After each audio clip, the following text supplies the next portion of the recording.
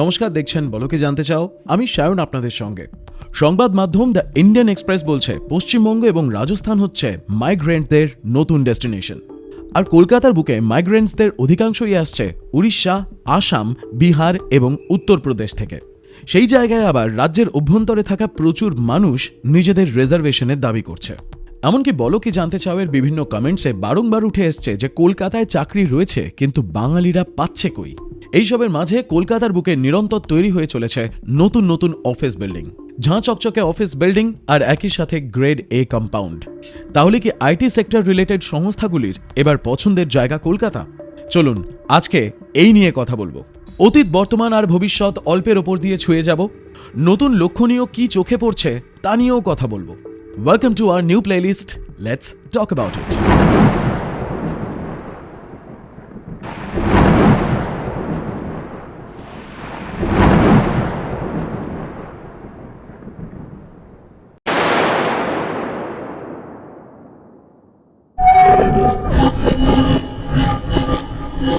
একটা সময় ছিল যখন কলকাতার বুকে প্রচুর আইটি কোম্পানিজ আসার চেষ্টা করেছিল।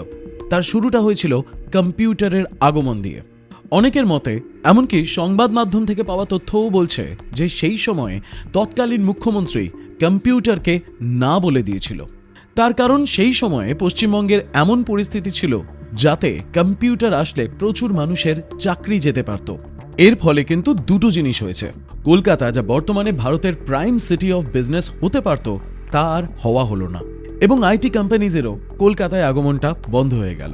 যদি প্রশ্ন ওঠে যে কি করে বড় ইন্ডাস্ট্রিয়াল বা বিজনেস হাব হয়ে উঠতে পারত, তাহলে একটা উত্তর কিন্তু খুব সহজেই বলা যায়। সেই সময়ে বিভিন্ন প্রাইভেট সেক্টর হোক বা যে সমস্ত ছোট বড় ব্যবসায়িক সংস্থা ছিল, তাদের প্রত্যেককেই কিন্তু কম্পিউটারের জন্য ইন্সপায়ার করা হয়নি। আর ওটাই ছিল সেই ক্রুশিয়াল টাইম যখন ধীরে ধীরে পৃথিবী কম্পিউটারাইজড হচ্ছে, গ্লোবালাইজড হচ্ছে। সময়ের সাথে মানুষ হয়ে উঠছে আরও স্মার্ট এবং টেকনোলজির আবির্ভাব ঘটছে বিজনেসের ক্ষেত্রেও। আর সময়ের সাথে সেই সমস্ত বিজনেসগুলো যদি তাল মেলাতে না পারে, তাহলে কোথাও না কোথাও তাদেরকেও পিছিয়ে পড়তে হয়। কেউ কেউ পিছিয়ে গেছে, আবার কেউ কেউ টেকনোলজির হাত ধরে এগিয়ে গেছে।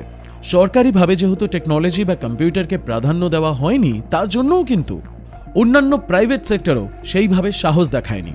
কারণ সরকারিভাবে কোনো পলিসি তৈরি না হলে বেসরকারি সংস্থাগুলোকে কিন্তু আরও বেশি খরচ বেয়ার করতে হবে। আর সেই সময় থেকেই বুদ্ধিদীপ্ত ব্রেইনগুলো পলায়ন করা শুরু করে পশ্চিমবঙ্গের বাইরে, ব্যাঙ্গালোর হোক বা হায়দ্রাবাদ। কিন্তু এই সবের শেষে সম্পূর্ণ দোষারোপ বামপন্থীদের করা যায় না। মানুষ যখন কাজের সন্ধানে রাজ্যের বাইরে বেরোবে, তখন রাজ্যের বাইরের যা পরিস্থিতি, সেটা রাজ্যের মানুষকে কিন্তু এসে বলবেও। কাজেই মানসিকতাতেও কিন্তু সামান্য হলেও পরিবর্তন হওয়া শুরু হবে। আর মানসিকতার পরিবর্তন মানে দাবি দাওয়ার পরিবর্তন। কাজেই বুদ্ধদেব বাবুর সময় থেকে কিন্তু পরিস্থিতি আরেকটু বেশি পাল্টানো শুরু হয়। 2003-এ প্রথম রিভাইজড আইটি পলিসি ইন্ট্রোডিউস হয়।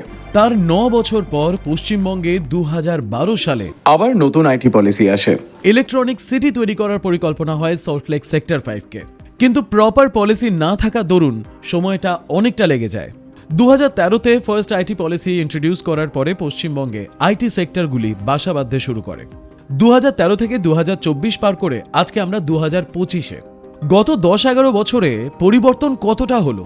যে কোনো ইন্ডাস্ট্রিকে গ্রো করানোর জন্য দরকার প্রপার পলিসির। সেই প্রপার পলিসি রাজ্য পেয়েছে মাত্র 11 থেকে 12 বছর হয়েছে। কিন্তু প্রপার পলিসির পরেও সবথেকে বড় যেই জিনিসটা ইম্পর্টেন্ট, সেটা হলো এই সমস্ত আন্তর্জাতিক আইটিইএস সংস্থা রাজ্যে তখনই আসবে যখন গ্রেড এ বিল্ডিংয়ের মাত্রা বেশি হবে। এবার এই গ্রেড এ বিল্ডিংটি কি? গ্রেড এ বিল্ডিং হচ্ছে এমন একটা জায়গা যেখানে সমস্ত রকমের আন্তর্জাতিক সুযোগ সুবিধা পাওয়া যায়। মূলত প্রথমত ভালো internet facility, good connectivity, good amount of 5-স্টার hotel facility around the office premises, আর একটা দারুণ ইন্টেলিজেন্ট ওয়ার্কফোর্স। যেই সমস্ত আন্তর্জাতিক সংস্থাগুলি অফিস খুলবে, তাদের ক্রাইটেরিয়াতেই প্রথমে থাকে কম খরচ, বেশি মুনাফা। কারণ আমেরিকা, কানাডা এবং ইউরোপের মতন জায়গায় এই আইটি রিলেটেড কর্মচারীদের মায়না অনেকটা বেশি। কিন্তু ইন্ডিয়া যেহেতু প্রাইস সেন্সিটিভ মার্কেট, এখানে এতটা লেবার কস্ট নেই। কাজেই যখন কোনো আন্তর্জাতিক সংস্থা আমাদের দেশে আসবে, সে তার মুনাফাই দেখবে। আর গ্রেড এ বিল্ডিংয়ে ইলেকট্রিসিটির চাপ অনেকটা কম হয়, কারণ পুরো বিল্ডিংটা সেন্ট্রালাইজড এসি থাকে। সোলার পাওয়ার ইউজ করা হয় অনেক ক্ষেত্রে, যাতে ইলেকট্রিসিটি কনজাম্পশনটা কম হয় এবং ইলেকট্রিক বিলও কম আসে। দিনের বেলা যাতে লাইট জ্বালাতে না হয়, ইলেকট্রিক বাঁচানো যায়, তার জন্য কিন্তু কাঁচের বিল্ডিং হয়, যাতে আলো ঠিকঠাক করে খেলতে পারে। যাতে জলের চাহিদা মেটানো যায়, তার জন্য রিসাইকেল প্রসেসকেও কিন্তু ইন্ট্রোডিউস করা হয়। আইটি কর্মীরা এমনিতেই অনেকে মানসিক চাপে থাকে, তাই শারীরিক কষ্ট কমানোর জন্য একটা সুন্দর যাতায়াত ব্যবস্থা, rapid transit system, app cab facilities, এই সব কিছুই ওই লোক্যালিটিতে অত্যন্ত important. Salt Lake sector 5, Rajarhat, new town, এই জায়গাগুলোকে এই জন্যই চিহ্নিত করা হয়েছে যাতে এই ফাঁকা জায়গাগুলোতে নতুন করে নতুন কনস্ট্রাকশন করা যায় এবং জায়গাটাকে আরও স্মার্ট বানানো যায়। কারণ কলকাতা সেন্ট্রাল বিজনেস ডিস্ট্রিক্টে যেই সমস্ত প্রপার্টিগুলো রয়েছে তার বেশিরভাগই কিন্তু সেন্ট্রালাইজড এসির ফ্যাসিলিটি নেই। এমনকি পুরো দেওয়াল, মোটা জানালা, আলো বাতাস খেলার জন্যও কিন্তু 24 ঘন্টা লাইট জ্বালিয়ে রাখতে হয়, যাতে ইলেকট্রিসিটি কনজাম্পশন বেশি হয় এবং তার সাথে খরচও বাড়ে। কাজেই গ্রেড এ বিল্ডিংয়ের মাত্রা যত কলকাতার বুকে বেড়েছে, তত আন্তর্জাতিক সংস্থা আসা শুরু করেছে। এখানে ব্রেনের কিন্তু কোনো অভাব নেই, কারণ এখান থেকে প্রচুর ব্রেন ব্যাঙ্গালোর, হায়দ্রাবাদ, মুম্বাইয়ের মতন শহরে চলে গেছে। এই ব্রেন তৈরির কাজ কিন্তু নিরন্তর চলছে, যাতে আগামী দিনে এই ব্রেনগুলোকে বাইরে যেতে না হয় তার ব্যবস্থা হয়তো এখনই করা হচ্ছে। শহরে একের পর এক গ্রেড এ বিল্ডিং তৈরি হচ্ছে, কিন্তু ডিমান্ড হাইতে থাকা সত্ত্বেও অত সাপ্লাই নেই। কুশম্যান অ্যান্ড ওয়েকফিল্ডের রিপোর্ট বলছে 2023 সালে এবং 24 সালে 1.7 মিলিয়ন স্কোয়ার ফিটের অফিস স্পেস বিক্রি হয়েছে কলকাতার বুকে। চাহিদা এই জায়গায় পৌঁছেছে যে 2025 সালে তা 2 মিলিয়ন স্কোয়ার ফিটে পৌঁছতে পারে। এটা যে একটা ভালো গ্রোথ সেটা কি করে বোঝা যায়? 2018 সালে যেখানে 1.3 মিলিয়ন স্কোয়ার ফিট লিজ নেওয়া হয়েছিল, সেখানে 2019 সালে 1.4 মিলিয়ন স্কোয়ার ফিট লিজ নেওয়া হয়েছিল। 2013 সালে নতুন প্রপার আইটি পলিসি গ্রহণ করার পর থেকে কিন্তু এই গ্রোথটা চোখে পড়ছে। শুধু তাই নয়, নতুন পলিসি গ্রহণ করার পরে যে এই চাহিদাটা আসবে সেটা জানাই ছিল। কাজেই এই মুহূর্তে যে সমস্ত রিয়েল এস্টেট কোম্পানিগুলো কলকাতায় রয়েছে, তারা গ্রেড এ বিল্ডিং বানানোর কাজ শুরু করে। কুশম্যান অ্যান্ড ওয়েকফিল্ডের মতন সংস্থা এটাও জানিয়ে দিয়েছে যে আগামী কয়েকদিনের মধ্যেই 5 মিলিয়ন স্কোয়ার ফিটের ডিমান্ড আসতে পারে কলকাতার বুকে। কিন্তু এর জন্য দরকার আরও রিয়েল এস্টেট প্রপার্টির, যাতে আরও গ্রেড এ বিল্ডিং এবং ঝাঁ চকচকে ফ্যাসিলিটিওয়ালা বিল্ডিংয়ের সুবিধা থাকবে। এদিকে কলকাতার একটি সংস্থা মার্লিন গোষ্ঠী কিন্তু জানিয়েছে আগামী 7 থেকে 8 বছরের মধ্যে কলকাতার বুকে তারা 10,000 কোটি টাকার মতন বিনিয়োগ করবে নতুন নতুন রিয়েল এস্টেট প্রপার্টি এবং অফিস স্পেসেস তৈরি করার জন্য। 2003 সালের আইটি পলিসিসের জন্য রাজ্যের বুকে কিন্তু বেশ কিছু সংস্থা বাসা বেঁধেছিল। ক্যান্ডোর টেক্সপ্রেস হোক বা টিসিএস এর গীতাঞ্জলি পার্ক বা কলকাতার বুকে ডিএলএফ আইটি পার্ক। হয়তো এই সব কিছু অনেক আগে হতে পারত। 2003-এ যখন প্রথম আইটি পলিসি গ্রহণ করা হয়, তৎকালীন আইটি মিনিস্টার মানবেন্দ্র মুখার্জি কিন্তু জানিয়েছিলেন যে 2010 সালের মধ্যে এই আইটি ইন্ডাস্ট্রিতে আরও অনেক গ্রোথ আসবে। সেই সময় কিন্তু আইটি সেক্টর ভারতবর্ষে এমন একটা জায়গায় ছিল যেখানে কল সেন্টারের রমরমা ছিল। সফটওয়্যার ডেভেলপমেন্ট হোক বা কাস্টমার সার্ভিস বা কোনো সংস্থার টেক সাপোর্ট, সব মিলিয়ে কলকাতায় কিন্তু কল সেন্টারের রমরমা তৈরি হয়। উইপ্রো, ডিএলএফ আইটি পার্ক এবং ক্যান্ডোর টেক্সপ্রেস, যা সেই সময় ইউনিটেক বিল্ডিং নামে পরিচিত ছিল, এই সমস্ত জায়গায় কিন্তু এই সমস্ত টেক সাপোর্টের অর্থাৎ কল সেন্টারের ছড়াছড়ি ছিল। আইটিতে কিন্তু প্রত্যেক দিন নতুন নতুন ইনোভেশন এসছে, প্রত্যেক বছর কিন্তু এই ইনোভেশন চোখে পড়ার মতন, কিন্তু কোনোভাবে সেই সময় সেই ইনোভেশনগুলোকে কিন্তু ক্যাপচার করা যায়নি। আর এর ফলস্বরূপ 2003-এর পরে নতুন আইটি পলিসি আসতে 9 বছর সময় লেগেছে। 2003-এ প্রথম আইটি পলিসি গৃহীত হওয়ার পরে কলকাতা একটি অ্যাট্রাকটিভ লোকেশন হয়ে উঠতে শুরু করে, কিন্তু সেই সময় থেকেই স্পেশাল ইকোনমিক জোনের যে ডিমান্ডটা রয়েছে সেটা কিন্তু কোনো সরকারই সেইভাবে ফুলফিল করতে পারেনি, যদিও সেই সময় তৎকালীন সরকার অর্থাৎ 2011-র আগের কথা বলছি, সেই সময় কিছু স্পেশাল ইকোনমিক জোন অর্থাৎ ক্যান্ডোর টেক্সপ্রেস হোক, গীতাঞ্জলি আইটি পার্ক হোক বা ডিএলএফ, এই জায়গাগুলোতে কিন্তু এসিজেড এর তকমা দেওয়া হয়েছিল। তাই এই জায়গাগুলোতে বেশ কিছু আন্তর্জাতিক সংস্থাকেও আমরা দেখতে পাই। জমিজট, রাজ্যের সাথে টানাপোড়েন, কোথাও না কোথাও তৎকালীন সরকারের আইটি পলিসি, বর্তমান সরকারের জমি পলিসি, সব মিলিয়ে এমন একটা জায়গায় পরিস্থিতি দাঁড়িয়েছিল যে বহু দিন সময় লেগে গেছিল ইনফোসিসের মতন সংস্থার কলকাতার বুকে আসতে। আরও একটি বড় কারণ যেটা আমরা অনেক সময়েই ভুলে যাই, সেটা হচ্ছে 2003-এর পরে হয়তো নতুন আইটি পলিসি গৃহীত হয়েছিল, কিন্তু সেই সময় সবথেকে বড় সমস্যা ছিল বন্ধ। যে কোনো আইটি সংস্থাই কিন্তু আন্তর্জাতিক লেভেলে ফ্যাসিলিটি দেয়, আর তার জন্য না থাকে সোমবার আর না থাকে রোববার।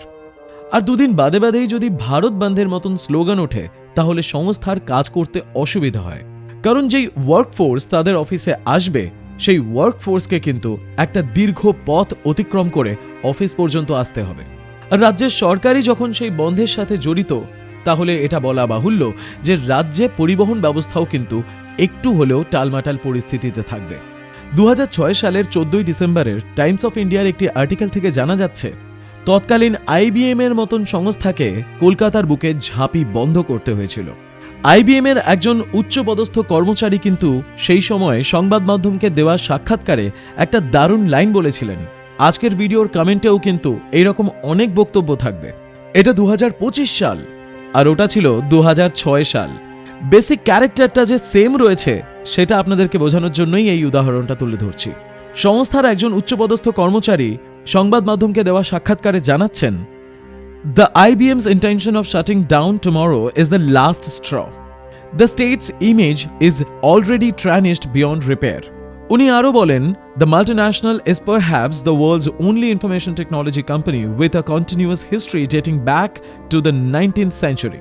A day's closure at IBM will definitely tell the entire world about our fetish for buns.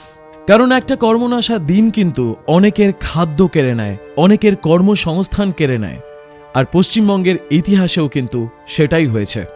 IT policy গ্রহণ করলেই হয় না, সেটার ইমপ্লিমেন্টেশনের জন্য সংস্থাগুলোকে আশ্বাস দিতে হয় যে রাজ্যে কোনো কর্মনাশা দিন থাকবে না। 2013-তে নতুন আইটি পলিসি গ্রহণ করার পরে যেই সমস্ত সংস্থাগুলি কলকাতায় আসা শুরু করেছে, তার মধ্যে কিন্তু আরও একটা বড় কারণ, দ্য হিন্দুতে প্রকাশিত আর্টিকেল বলছে কলকাতা বা পশ্চিমবঙ্গ কিন্তু বেশ কয়েক বছর ধরে, অর্থাৎ অ্যাটলিস্ট নতুন পলিসি গ্রহণ করার পর থেকে সেই রকম কর্মনাশা দিনের সম্মুখীন হয়নি। আর সেই জন্যই হয়তো এই মুহূর্তে কলকাতা শুধুমাত্র কল সেন্টারের ওপর ডিপেন্ডেন্ট নয়। এই মুহূর্তে কলকাতায় যে সমস্ত আইটি সংস্থাগুলো এসছে, তার মধ্যে বেশিরভাগই কিন্তু রিসার্চ অ্যান্ড ডেভেলপমেন্টের কাজও করছে। ইনফোসিস, তারা কিন্তু রিসার্চ অ্যান্ড ডেভেলপমেন্টের জন্য আসছে। আইটিসি ইনফোটেক সেমিকন্ডাক্টর হাব তৈরি করছে। এবার 2025-এর ফেব্রুয়ারি মাসের মধ্যেই কিন্তু নতুন সেমিকন্ডাক্টর পলিসিও ইন্ট্রোডিউস হয়ে যাচ্ছে। বেঙ্গল সিলিকন ভ্যালি হাবে কিন্তু কল সেন্টার নয়, বরঞ্চ ডেটা সেন্টার তৈরি হচ্ছে। KPMG, গ্র্যান্ট থর্টন, E&Y, ক্যান্টার, ভিস্টন এবং টেক মাহিন্দ্রার মতন সংস্থা কিন্তু কলকাতার বুকে তাদের এক্সপ্যানশন ঘটাচ্ছে, আরও বেশি অফিস স্পেস নিচ্ছে। কাজেই টাইমস অফ ইন্ডিয়ার ওই ডেটা বলছে যে এই ডিমান্ড কিন্তু আগামী দিনে আরও বাড়তে চলেছে। আসলে বিষয়টা হচ্ছে 2013 সালের পরে যে নতুন আইটি পলিসি গৃহীত হয়েছে, সেটা দেখে কোনো আন্তর্জাতিক সংস্থা চট করে বিশ্বাস করতে চাইছে না। আমাদের ছবিটা আমরা এমন বানিয়ে ফেলেছি, কারণ 2003-এর পরেও কিন্তু আইটি পলিসি গৃহীত হওয়ার সঙ্গে সঙ্গে বেশ কিছু সংস্থা এসছিল, কিন্তু কর্মনাশা বন্ধের দিনগুলো এই সমস্ত সংস্থাগুলোকে কিন্তু পশ্চিমবঙ্গের ওপর নির্ভরশীলতা কমাতে বাধ্য করেছে। বর্তমানে যে ডেটা আসছে তাতে কিন্তু বলা হচ্ছে যে কলকাতা বা পশ্চিমবঙ্গের বুকে এই মুহূর্তে কর্মনাশা দিনের সংখ্যা একেবারে শূন্য। কাজে বেশ কিছু সংস্থা 2013-র পরে যারা এসছিল, তারা কিন্তু চাল টিপে দেখে নিয়েছে ভাত কতটা সেদ্ধ হয়েছে। এবার তারা বেশি বিনিয়োগের জন্য আগ্রহী। আমার বক্তব্য এটুকুই, যেইভাবে আমরা আমাদের ইমেজ আগে বানিয়েছিলাম, সেইভাবে ইমেজটাকে আমরা কন্টিনিউ না করলে ভালো। নতুন পলিসি গৃহীত হবে এবং নতুন পলিসি গৃহীত হওয়ার পরে যেই সমস্ত সংস্থারা আসবে, তাদেরকে আরও একটু বিশ্বাস করতে সময় লাগবে, কারণ ইমেজটা কিন্তু আগে থেকেই খারাপ ছিল। একই সাথে আমাদেরকেও পজিটিভ হতে হবে। আবার সেই একই কথা, নিজেদেরকে সময়ের সাথে প্রয়োজনীয়তা অনুযায়ী স্কিল্ড করতে হবে, তার জন্য পড়াশোনা করতে হবে। যতদিনে নতুন অফিস বিল্ডিং তৈরি হচ্ছে, ততদিনে আমরা নিজেদেরকে একটু স্কিল করে নিই। আন্দোলন, ধর্ণা এইসব তো চলতেই থাকবে, কিন্তু এইসবের মাঝে আমাদের নিজেদেরকেও স্কিল করে তুলতে হবে। রাজ্য সরকারের কাছে দাবি করতে হবে যাতে আর কর্মনাশা দিনের সম্মুখীন না হয় কলকাতা। যে সমস্ত আন্তর্জাতিক সংস্থা এই মুহূর্তে কলকাতার দিকে মুখিয়ে রয়েছে, সেই সমস্ত সংস্থাগুলোকে বিশ্বাস দিতে হবে যাতে আগামী দিনে সেই কর্মনাশা দিনের সম্মুখীন তাদের হতে না হয়। তার জন্য আমাদেরও দায়িত্ব রয়েছে, নিজেদেরকে স্কিল করে তুলতে হবে এবং একই সাথে পরিস্থিতিটাকে স্বাভাবিক এবং পজিটিভ করে তুলতে হবে। আমাদের দ্বারাই সরকার গঠিত হয়, আমরাই সরকার। রাজ্য সরকারকে প্রশ্ন করতে হবে ম্যানুফ্যাকচারিং সেন্টারকে রাজ্যের অভ্যন্তরে আনার জন্য আর যা যা পলিসি গ্রহণ করার দরকার আর যা যা বিশ্বাসযোগ্যতা তৈরি করার দরকার সেটা ইমিডিয়েটলি করুন। পলিটিক্যাল পয়েন্ট অফ ভিউ থেকে রাজ্যকে জাজ করা বন্ধ করুন, কারণ জিওগ্রাফিক্যাল আর ইকোনমিক্যাল ডেভেলপমেন্ট হলে আপনি আমি দুজনেই উপকৃত হব। আশা করি আমার বক্তব্যটা পরিষ্কার করে আপনাদের সামনে তুলে ধরতে পারলাম। ভিডিও সম্বন্ধে আপনার মতামত নিশ্চয়ই কমেন্টে লিখে জানাবেন। দেখা হবে পরের এপিসোডে আবার কোনো বিষয় নিয়ে। Let's talk about it. বলো, কি জানতে চাও?